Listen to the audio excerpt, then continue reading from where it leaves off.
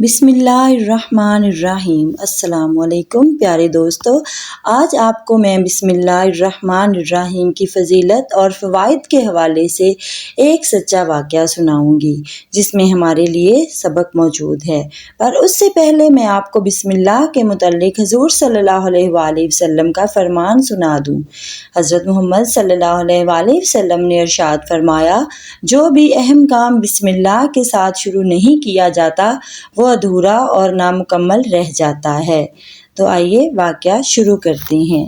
ایک بزرگ بسم اللہ شریف کے فضائل بیان فرما رہے تھے۔ ایک یہودی لڑکی بھی اس اجتماع میں موجود تھی۔ فضائل بسم اللہ سن کر وہ بے حد متاثر ہوئی اور اسلام قبول کر لیا۔ اسی وقت سے اس لڑکی کی زبان پر بسم اللہ الرحمن الرحیم کا ورد جاری ہو گیا۔ ہر وقت اٹھتے بیٹھتے سوتے جاگتے چلتے پھرتے بسم اللہ کا ذکر جاری تھا۔ اسی وجہ سے لڑکی کے ماں باپ اس سے بہت ناراض رہنے لگے اور اس کو طرح طرح کی تکلیفیں دینے لگے۔ نیز اس کوشش میں لگ گئے کہ لڑکی پر کوئی الزام عائد کر کے اس کو قتل کروا دیں۔ چنانچہ اس لڑکی کے باپ نے، جو بادشاہ وقت کا وزیر تھا، ایک دن بادشاہ کی مہر کی انگوٹھی جو اس کے پاس رہتی تھی اپنی لڑکی کے سپرد کر دی۔ اس نے بسم اللہ شریف پڑھ کر انگوٹھی لے کر جیب میں ڈال لی۔ رات کو جب وہ لڑکی سو گئی تو اس کے باپ نے انگوٹھی اس کی جیب سے نکال کر دریا میں ڈال دی۔ ایک مچھلی نے وہ انگوٹھی نگل لی۔ صبح کو ایک ماہی گیر نے جال ڈالا۔ اتفاق سے وہی مچھلی جال میں پھنس گئی۔ شکاری نے لا کر وزیر صاحب کے نظر پیش کر دی۔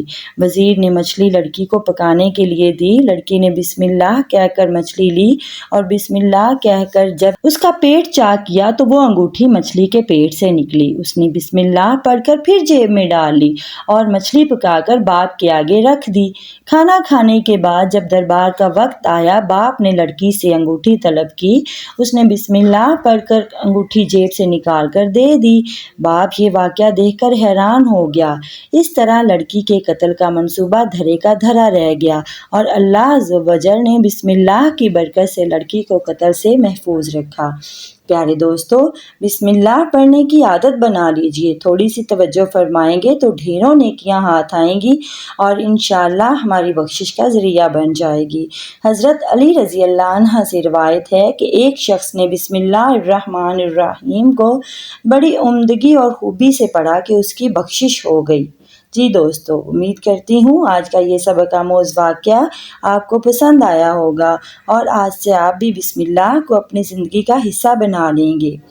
میرے چینل سٹوری ورلڈ کو لائک، شیئر اور سبسکرائب کریں اور گھنٹی کے بٹن کو بھی پریس کر دیں تاکہ ان سچے اور کھرے واقعات سے محروم نہ رہیں۔